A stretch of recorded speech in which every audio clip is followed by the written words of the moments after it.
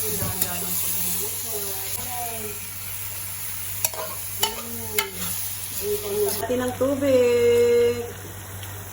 Ayan. Ilagay na natin guys ang gulays.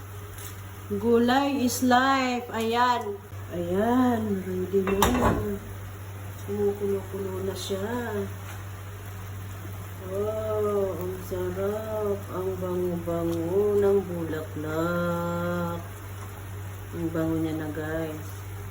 Nakakagutom na talaga siya. Ayan. Diba? Tapos na. Kainan na. Paano yan guys? Kakain na kami. Bye-bye! Kain na tayo guys.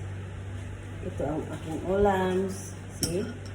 Sarap! Sarap. Salmon.